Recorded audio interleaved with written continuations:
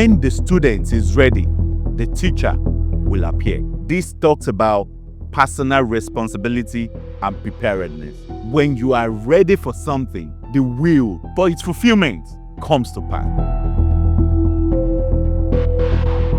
We're talking about big dreams. From the last episode that we had, what big dreams have you come up with? What are the visions that you have defined for your life? But it is not enough to have dreams without achieving them.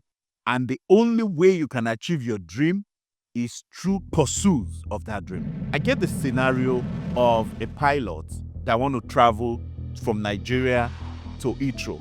So imagine after setting the plan, we want to go to London today, and then he has put everything on the flight pattern map, and then he went to sleep. Please, what will happen?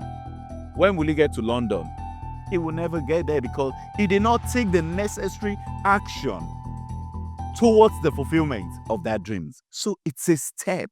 It's the first step for you to have your dream. Without the pursuit of your dream, there cannot be the realization of your dream.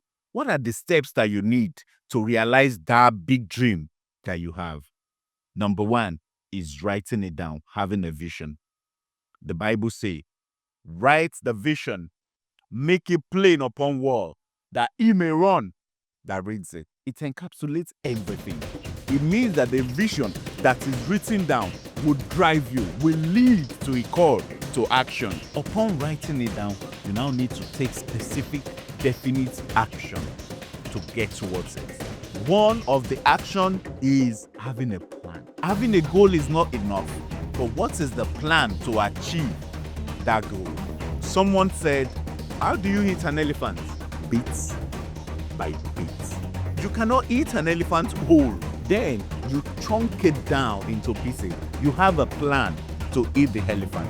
That's how you eat an elephant. So you must have a plan for the fulfillment of that dream. And then you break down this plan into daily plans, into weekly plans, into monthly plans, into yearly plan, depending on the sort of dream and goals that you want to achieve. I will do a series where I will talk about laws. And believe me, the understanding of these laws and principles is the reason why the world has not shifted. Day has never missed in millions or billions of years that the world has been in existence. The day has followed the night. The night has followed the day.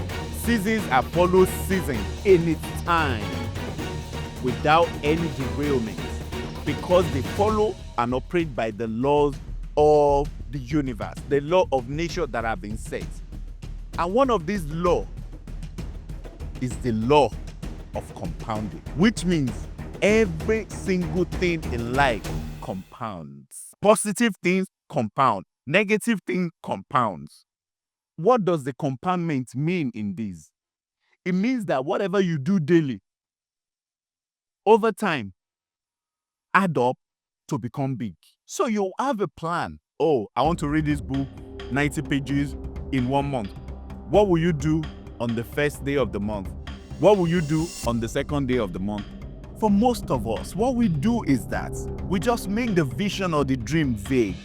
Yes, I want to read this book. So on the first of the month, you leave it. It's just the first of the month. I still have 29 days. By the time the first week is over, you leave it. I still have 3 weeks. There's time. But the reality is, there is no time. Yes, there is also time. There is always time for whatever we want to do. There is enough time. Because the reality is, none of us can have more time than we already have. Your 24 hours in a day is never going to increase. There is no amount of prayer that you can pray that can increase it. What makes the difference is what you do with the time that you have. That's why I say that there is no time and there is still time. So what do you do? So that's how a lot of us approach this issue. I have a plan. This month, I want to read this book. But the first day, you do nothing about it. The second day, you do nothing about it. The first week, you do nothing about it.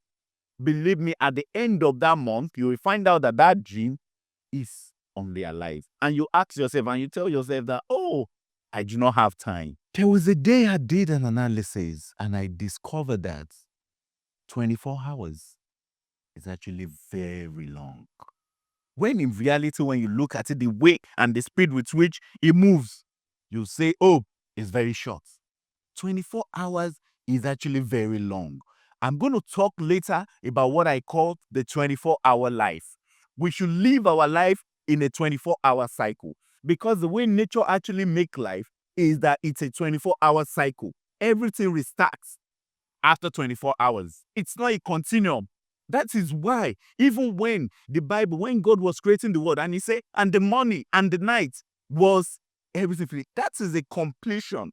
There is nothing like months. There is nothing like years. Everything is actually measured in days. Everything. The moment you understand that everything is actually measured in days. Everything is measured in 24 hours. It means the 24 hour is complete. You can have a complete life. And it means invariably that if you cannot live a complete life in that 24 hour, forget it. You can't live a complete life.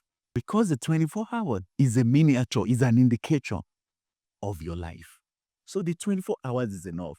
What I've discovered is that a lot of us have less than 3 hours of productivity, actual productivity in a day. A lot of it is just wasted in doing things that are immaterial. By the time you commit to utilizing your day, your 24 hours, that is when you will know the value of 10 minutes. That is when you will know the value of 30 minutes. If you can commit to improving, giving yourself personally, no matter what, come rain, come shine, in a day, you want to give yourself 1 hour. 1 hour to develop yourself.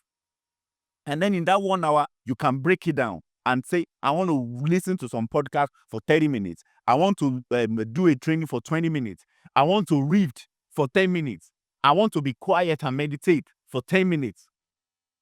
By the time you see what you can do in that 1 hour, and by the time you see the value that 1 hour every day will give you at the end of the year, you will understand the value of time.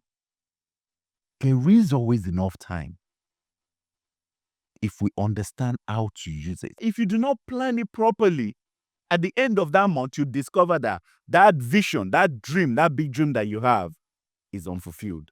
Why? Because you do not have a plan. The second thing that I'll talk about in achieving our dream, our big vision, after you have the plan all written down, then that is where discipline comes in. Because without discipline, you cannot achieve anything you want to achieve. I'll relate it to where I started from, which is the fact that when the student is ready, the teacher will appear. When you're committed to doing anything, when you tell yourself, when your heart is fixated on it, that I want to get this thing done, miraculously, things work. There's a particular quote that is one of my favorite quotes. It is from a poem. I'm sure some of us might know the poem. It says, I am the captain of my soul. I am the master of my destiny. If you can wrap your head, your mind around that, it tells you that so much actually depends on you. I tell people there's a lot of things that God will not do for us. A lot of things that we need to do for ourselves, because He has made us. He has given us the strength. He has given us the mind. He has made us in His own image. And then everything else is in your hands. What are you doing with yourself? What are you doing with your mind? How big is your dream? How committed are you to the dreams? Impossible is nothing. If you can dream it, we say you can achieve it. With the right plan, with commitment, with accountability, with discipline, nothing will be impossible for you to achieve. Remember, the power of the vision, proper vision, written down, backed up with a plan, with commitment, accountability, and discipline, every dream, any dream, no matter how big, is achievable. Follow me on this journey.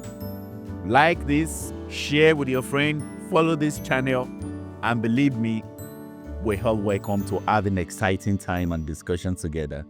Thank you.